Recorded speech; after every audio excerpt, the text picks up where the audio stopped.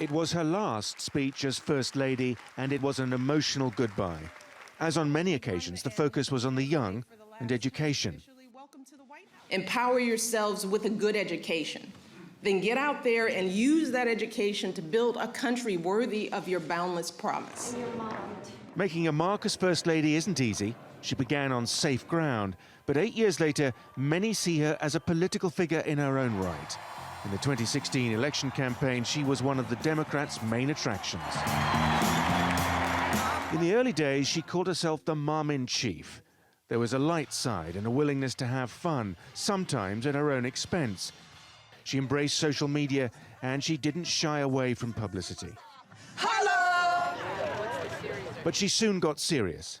She dug a garden out of the White House's manicured lawns and planted fruits and vegetables of a nutritious diet, a project that inspired new guidelines for healthier school food.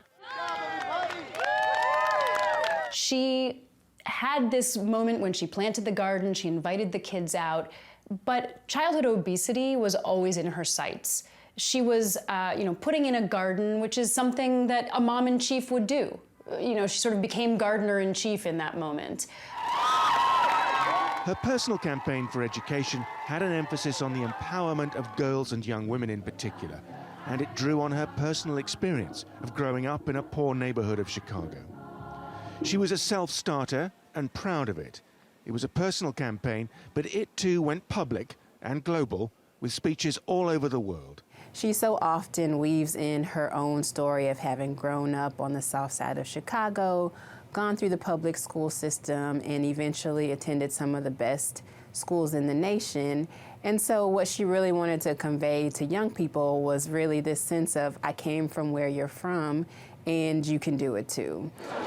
And she was well aware of her status as the first black First Lady. Her great-great-grandfather was a slave. Her new home was built by slaves.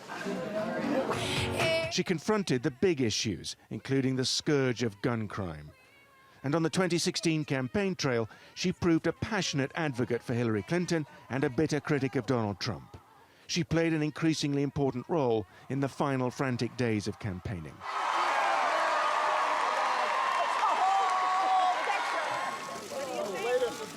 Despite the demands of her own agenda, there have also been the priorities of family and supporting her husband. You made the White House a place that belongs to everybody. And the new generation sets its sights higher because it has you as a role model. As she said goodbye, she urged her audience to cling to hope, almost as if she feared her work is about to be undone. Many hope she will one day turn to politics herself, an idea she is keen to suppress for now. Being your First Lady has been the greatest honor of my life, and I hope I've made you proud. Thank you. Simon McGregor-Wood, TRT World, Washington.